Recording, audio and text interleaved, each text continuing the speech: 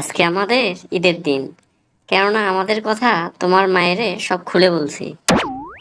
সব খুলে বলছো ঠিক আছে, কিন্তু আমার মায়ে যে রাজি হয়েছে এটা তোমারে বলছে কি?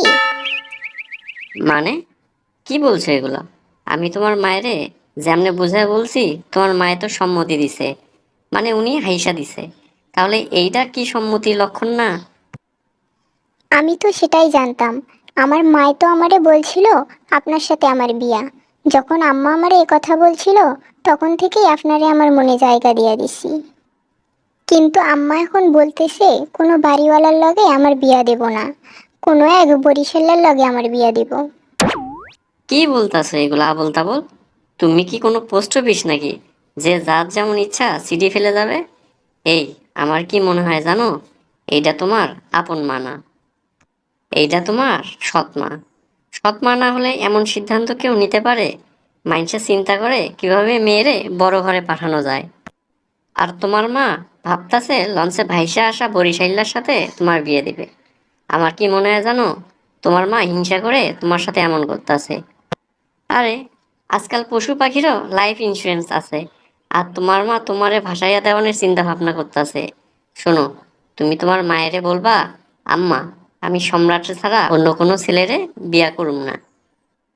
আর যদি অন্য কোনো ছেলের লগে তোমার বিয়া দেওয়ানোর চেষ্টা করে, তাহলে তুমি নদীতে ঝাঁপ দিয়া জীবন শেষ করবা। কি বলেন? আমি ওসব করতে পারবো না।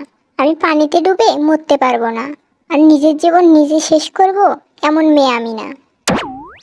আরে বাবা, আমি কি তোমারে সত্যি সত্যি মরতে বলতেছি নাকি?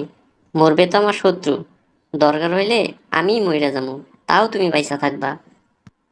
আমি একটা বিষয় চিন্তা করে পাচ্ছি না। আমার আম্মা যে পরিমাণ লোভী, তাতে বাড়িওয়ালা ছেলে রাইখা ওই বরিশাল্লা ছেলেরে আমার মা কিভাবে পছন্দ করলো?